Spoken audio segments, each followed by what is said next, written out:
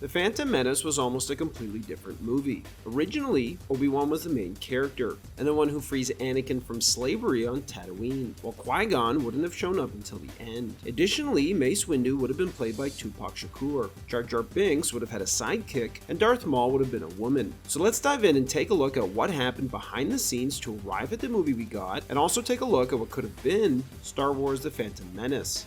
In the early 90s, George Lucas began seriously considering a return to Star Wars. For years, Lucas had been pushing the boundaries of digital effects through his company, Industrial Light and Magic, and experimenting with new techniques on projects like the Young Indiana Jones Chronicles, which served as a proving ground for visual effects. His goal was to make filmmaking more efficient by using digital environments to replace costly, weather-dependent location shoots, and by introducing digital characters that could move more naturally and be animated with greater precision than traditional puppets or animatronics. A major turning point came with Jurassic Park in 1993. Its groundbreaking CGI proved that digital characters and effects could be seamlessly integrated with live action on the big screen. With VFX advancing rapidly and costs coming down, Lucas felt the time was finally right. He could now make the prequel trilogy the way he had always envisioned, without the limitations he faced during the original films. To write the first film, Lucas approached Frank Darabont, fresh off The Shawshank Redemption, and a veteran of the Young Indiana Jones Chronicles, but talks quickly broke down when Darabont discovered that Lucasfilm wasn't a signatory of the Writers Guild of America. Lucas's falling out with the Writers and Directors Guild dates back to The Empire Strikes Back, when he defied tradition by skipping opening credits in favor of the now iconic crawl. The DGA fined him, and in response he quit both guilds, vowing to work independently from then on. Unable to hire a WGA-affiliated writer willing to go against the guild, Lucas ended up writing Episode 1 himself, which he originally called The Beginning. Just weeks before filming began, he happened to run into Lawrence Kasdan, the screenwriter behind The Empire Strikes Back and Return of the Jedi. Lucas asked Kasdan if he wanted to take a second pass at the script, but Kasdan declined, knowing there was little time to make meaningful revisions with production so close. As Kasdan later put it, for George, the movie is bigger than the script. Directing The Phantom Menace himself wasn't Lucas's first choice either. He initially reached out to Robert Zemeckis, Steven Spielberg, and Ron Howard, hoping one of them would take the reins, but all three turned him down. Reluctant to follow up one of the most iconic film trilogies in history, knowing the pressure and expectations would be enormous. Ron Howard later admitted nobody wanted to follow up Star Wars. It was an honor to be asked, but it would have been too daunting. With no willing takers, Lucas was left to direct it himself, a role he hadn't stepped into since A New Hope. Star Wars is known for its twists. In Empire Strikes Back, we were shocked to learn that Darth Vader was Luke's father, and in Return of the Jedi, we were equally surprised to find out that Leia was Luke's sister. The Phantom Menace almost continued that tradition with what would have been one of the most shocking twists of all. Originally, Lucas named the older Jedi in the film Obi-Wan, and the younger Jedi Qui-Gon. After Maul kills Obi-Wan, who is the older Jedi in this version, Qui-Gon would promise to take on not just his mission, but also his name, becoming Obi-Wan. This would add a deeper layer of meaning to Alec Guinness's line in A New Hope, when he says, Obi-Wan, now that's a name I've not heard in a long time, because in that context, he originally wasn't Obi-Wan, he was Qui-Gon. However, Lucas ultimately scrapped the idea. Another version of the script had Obi-Wan about 30 years old, and sent to investigate the trade dispute alone. Qui-Gon would have first appeared when Obi-Wan, Padme, and Anakin arrive on Coruscant, greeting them as they stepped off the ship, and being introduced as Obi-Wan's friend and mentor. And this version of the film would have centered on Obi-Wan, who was written with the same personality, dialogue, and mannerisms that would later be given to Qui-Gon in the final version. While Qui-Gon would still have died at the hands of Maul at the end of the film, as a secondary character his death would have carried far less emotional weight, as it would have been Obi-Wan and not Qui-Gon who saves Jar Jar, frees Anakin on Tatooine, and brings him to the Jedi Council to be trained. This change would have significantly altered the dynamic between Anakin and Obi-Wan. Instead of the older brother-style mentorship seen in the prequels, Obi-Wan would have taken on a more paternal role,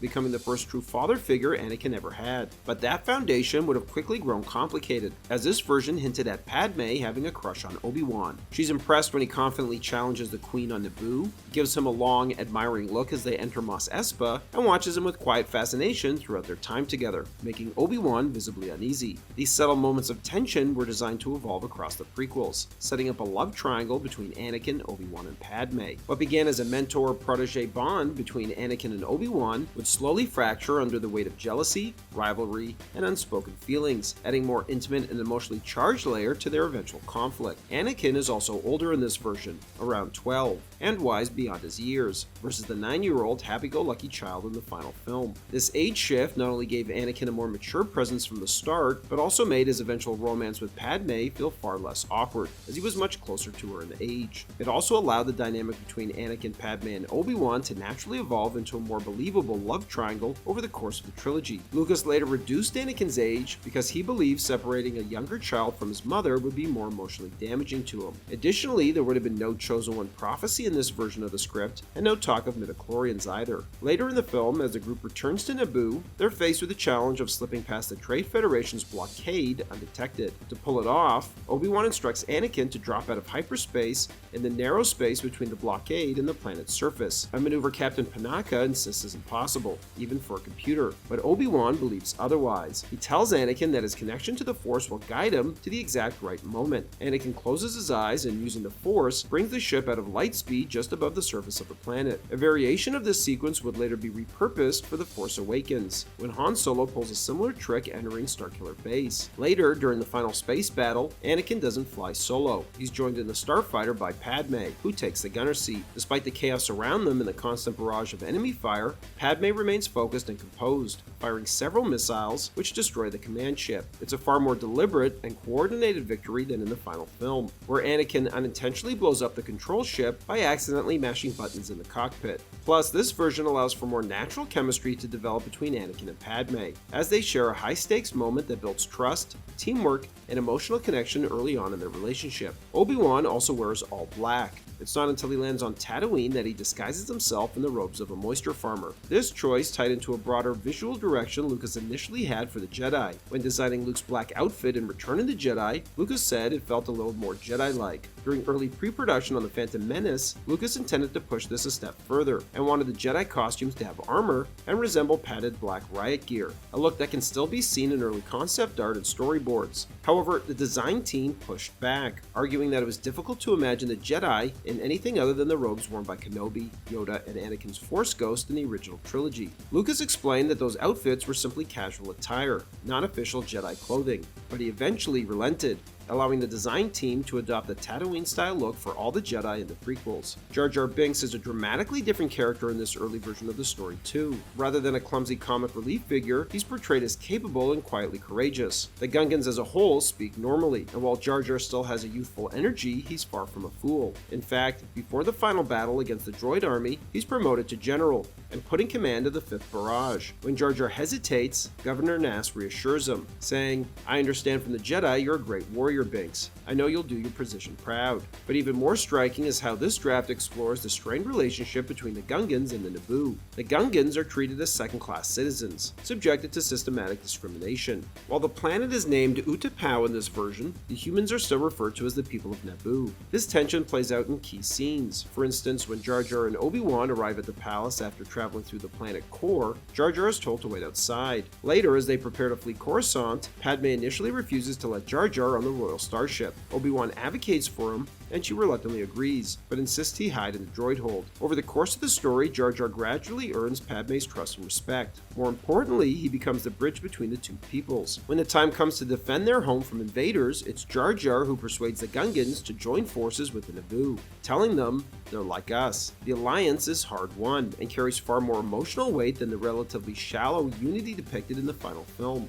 This version of the story engages directly with themes of racism and social inequality, concepts that had long been part of Star Wars lore. As early as the second draft of A New Hope, George Lucas explored the idea that race wars were a tool used by the founders of the Empire to fracture and dominate the galaxy. Here, that subtext would have been brought to the forefront. A later idea had Jar accompanied by a dog-like pet known as a Blarth, named for the low burping sound that it made, but the concept was eventually dropped, likely because the idea of a comic relief character having his own comic relief sidekick proved to be too much, even for a film already leaning heavily into slapstick. In the script, Maul was described simply as a vision from your worst nightmare. Concept artist Ian McCaig took that literally, drawing his worst nightmare, which was that face that's peering in the window at you late at night, like a cross between a ghost and a serial killer. However, when he presented it to Lucas, Lucas recoiled and immediately shut the folder, telling him him, "Give me your second worst nightmare." That next version featured circuitry mapped across the face, which eventually evolved into the now iconic black and red tattoos. An aesthetic McCaig admitted was partly inspired by Rorschach from Watchmen and Bozo the Clown.